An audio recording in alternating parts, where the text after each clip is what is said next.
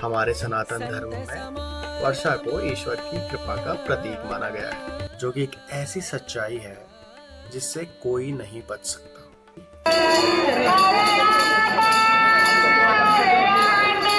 और इस सुकून को और गहरा बनाने के लिए हमने ढूंढी एक ऐसी जगह। ऐसी चीजें देखकर सरप्राइज या शॉक होने की जरूरत नहीं है। यहाँ उसे देखकर हमारी आंखों में चमक आ गई। ऐसा लग रहा था मानो हम इंडिया में ही हों। तो फिर हमें ब्रूस ली के गुरुदेव मिले। पिछली शाम एक उड़ती उड़ती सी खबर मिली कि नेक्स्ट डे बाल्टीमोर में होने वाली है एक भव्य रथ यात्रा जो इस्कॉन ऑर्गेनाइज कर रहा है। बस फिर क्या था, अगले दिन सुबह हम तैयार हो गए, कैमरा हाथ में, दिल में उत्साह और मन में भक्ति, निकल पड़े बाल्टीमोर के लिए। बाल्टीमोर पहुंचते ही खबर सच निकली। थोड़ी ही देर में हमें दिखाई दी वो जगह जहां हर तरफ रंग बिरंगे स्टॉल्स लगे हुए थे, प्रसाद, किताबें और भक्ति से भरे हुए मोमेंट्स। और एक कोने में भागवत गीता का सार इतने सुंदर और सरल तरीके से समझाया गया था कि दिल खुश हो गया। धृतराष्ट्र उवाच धर्मक्षेत्रे कुरुक्षेत्रे समवेतायुत्सवः मामकाः पांडवाश्चैव किमकुर्वत संजय। थोड़ा और आगे बढ़े तो एक जगह मूर्तियों के माध्यम से दिखाया गया था हमारे शरीर में जन्म से लेकर मृत्यु तक का बदलाव, बाल्यावस्था से यौवन और फिर वृद्धावस्था तक का पूरा जीवन चक्र, और अंत में मृत्यु, जो कि एक ऐसी सच्चाई है जिससे कोई नहीं बच सकता, कोई नहीं। ये सब देखकर एक ही बात मन में आई कि जीवन कितना छोटा है और इसीलिए कितना महत्वपूर्ण भी। तो बिना किसी टेंशन के, बिना किसी अफसोस के जीवन का हर पल जीना चाहिए और उसका पूरा आनंद लेना चाहिए। और फिर हमें याद आया, हम यहाँ आए भी तो इसी के लिए हैं, जीवन के इस आनंद को महसूस करने। तो निकल पड़े हम आगे की जर्नी में। तो जिस रथ यात्रा की हम बात कर रहे थे वो सामने हमको मिल गई है, आप देख सकते हो। श्री राधे नाम का जाप हो रहा है और काफ़ी भीड़ जुटी हुई है वहाँ पर, लोग साथ में चल रहे हैं। हमें नहीं आइडिया कि ये कहाँ तक की यात्रा चलेगी, बट जहाँ तक भी हम जा सकते हैं साथ में जाएंगे और आपको दिखाएंगे।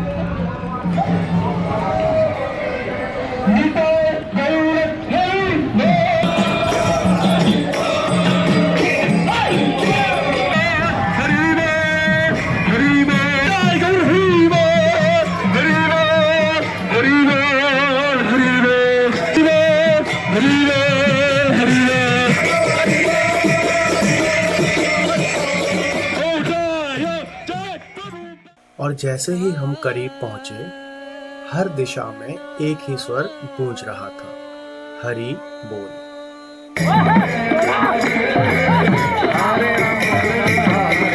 इसी एक शब्द में समाहित है भक्ति का संपूर्ण सार, सरल, पवित्र और आत्मा को छू लेने वाला।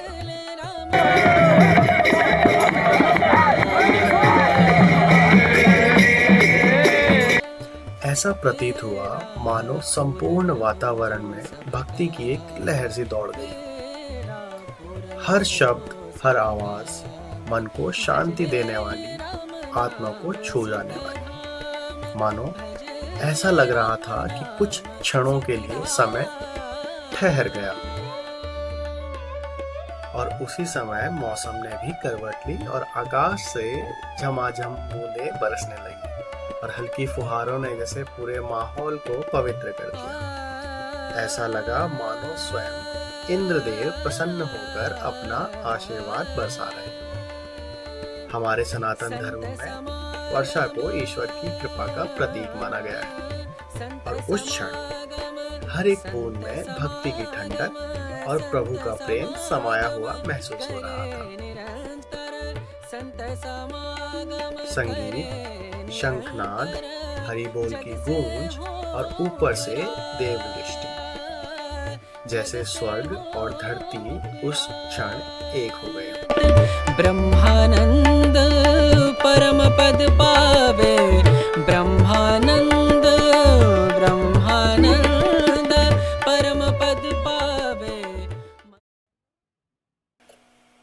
रथ यात्रा अपने सफर पर आगे बढ़ चुकी थी और हम कुछ देर के लिए पहुंच गए इनर हार्बर के विजिटर सेंटर में, जहां एक अलग ही शांति थी। लेकिन उस शांति के बीच भी एक आवाज गूंज रही थी, हरे राम हरे राम।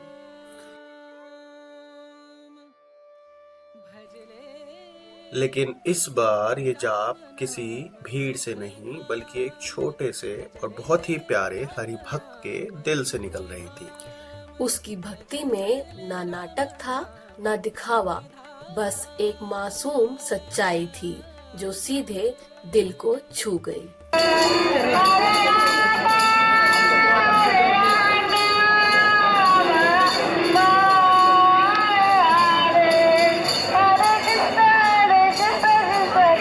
इतना सब कुछ देखने के बाद मन शांत हो चुका था। बाहर निकले तो देखा मौसम भी अब बिल्कुल सुहाना हो गया था। बारिश रुक चुकी थी और ठंडी ठंडी हवाएं चल रही थी, जैसे नेचर भी हमें सुकून का पैगाम दे रही हो। और इस सुकून को और गहरा बनाने के लिए हमने ढूंढी एक ऐसी जगह जहां हमारे अलावा कोई और ना हो, सिर्फ हम दोनों और सामने वो खूबसूरत सा नजारा, नीला आसमान, नर्म धूप और हार्बर का एक शांत सा किनारा। एक ऐसा पल जिसे हम हमेशा याद रखना चाहेंगे।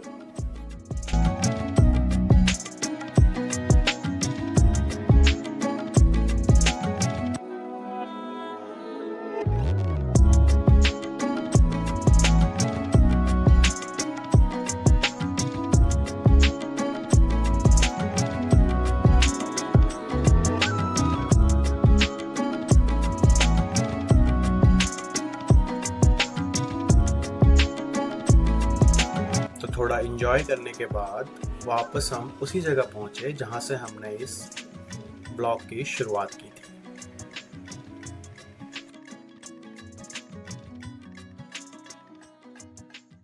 तो सामने अभी एक फ्री फीस्ट है, मतलब वहीं पे जो ये जो रथ यात्रा का आयोजन किया गया वहीं पर जैसे हमारे इंडिया में लंगर होता है और प्रसाद बंटता है, वैसे यहाँ पर भी कुछ प्रसाद जैसा ही कुछ वितरण हो रहा है। तो लाइन लगी हुई है पीछे की तरफ दिख रहा है, तो हम जाएंगे वहाँ पर और प्रसाद लेने की कोशिश करेंगे। तो चलते हैं, देखते हैं कितनी लंबी लाइन है। वो देखो दोस्तों, खाना आ चुका है और लाइन इतनी लंबी लगी है। लकीली हमारे दोस्त बीच लाइन में लगे हुए थे और उनको कहीं और निकलना था, तो उनकी जगह पे हम लग गए और हमें इतनी लंबी लाइन स्किप कर दी।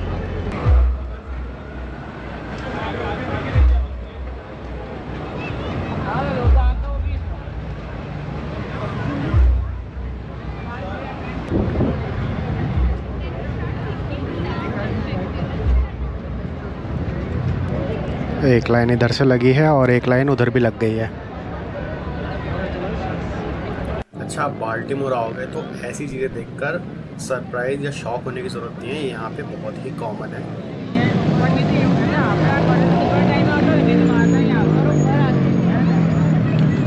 और थोड़ी ही देर में रथ यात्रा वापस घूमकर इसी जगह पर आ चुकी थी और इसके बाद ही भंडारा भी शुरू होने वाला था।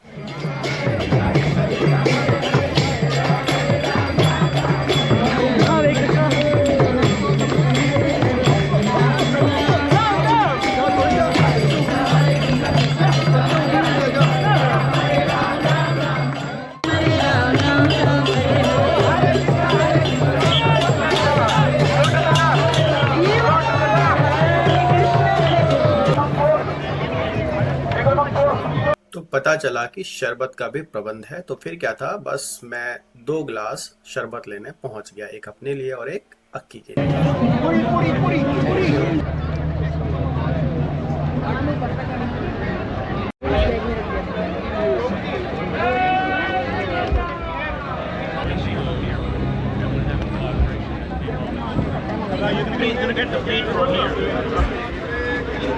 अच्छा, भंडारे में जो मिला उसे देखकर हमारी आंखों में चमक आ गई। उसमें थे चावल, मटर पनीर की सब्जी और ऐसा हलवे का कॉम्बिनेशन जो हमने कभी नहीं खाया था। हलवे में डाला हुआ था पाइनएप्पल, हरे कृष्णा और उसके साथ ही पूरी।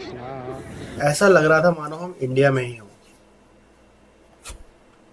तो फाइनली लगभग 40 से 50 मिनट लाइन में लगने के बाद हमें प्रसाद खाने का सौभाग्य प्राप्त हुआ। तो अब हम जगह ढूंढ रहे हैं कहाँ पर बैठ के शांति से प्रसाद ग्रहण कर सकते हैं। नीचे बैठ के खा सकते हैं। तो वहाँ पे भी है, वो देखो खाली पड़ा है।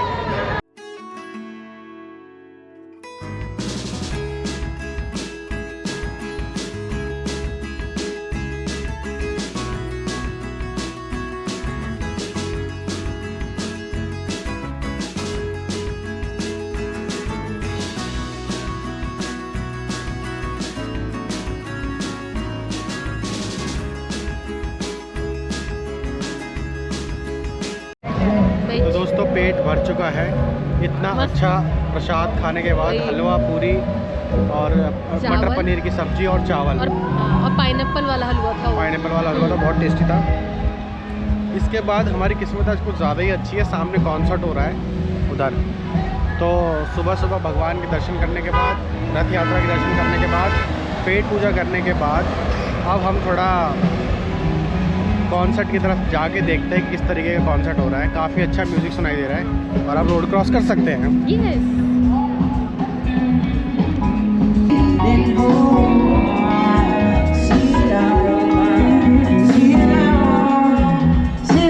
तो दोस्तों दूर से ये कॉन्सर्ट सुनने में बहुत अच्छा लग रहा था, लेकिन जैसे ही पास जाकर बैठे और कोशिश हमने बहुत की कि अच्छा लगे, लेकिन बिल्कुल भी हमें पसंद नहीं आया। और हम उठकर जाने ही वाले थे कि इस अद्भुत नृत्य ने हमें थोड़ी देर रुकने पे फिर मजबूर कर दिया। आप भी इंजॉय करो हमारे साथ। वाह वाह वाह, बहुत बढ़िया भाई साहब, बहुत बढ़िया।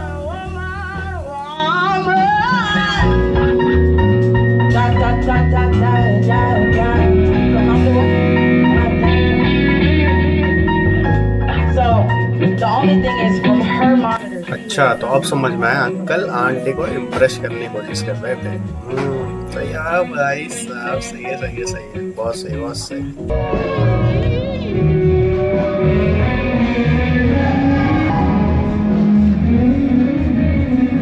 वहाँ से थोड़ा आगे बढ़े तो फिर हमें ब्रूस ली के गुरुदेव मिले। ऐसा लग रहा था कि हमें सारी चीज़ें एक ही दिन में दिख जाने वाली हैं आज। मैंने बैठा दिया। ऐसा लगता रहता है।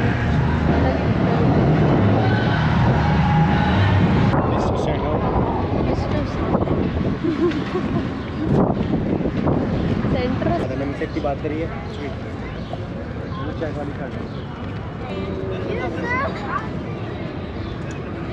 तो दोस्तों आज का ब्लॉग यहीं पर ख़त्म होता है। आप ज़रूर बताना कि कैसा लगा आपको आज का ब्लॉग और कौन सी चीज़ आपको सबसे ज़्यादा पसंद आई, और क्या चीज़ अगर आपको कोई ऐसी चीज़ जो आपको पसंद नहीं आई तो प्लीज़ वो भी ज़रूर बताना, ताकि वो चीज़ हम रिपीट ना करें। आई होप आपको वीडियो पसंद आई होगी और ये जगह भी। और अगर आप फर्स्ट टाइम देख रहे हो तो प्लीज़ सब्सक्राइब करना, लाइक करना और शेयर ज़रूर करना, ताकि हम ज़्यादा से ज़्यादा लोगों तक पहुँच सकें। Thank you so much for watching. मिलते हैं नेक्स्ट ब्लॉग में, तब तक के लिए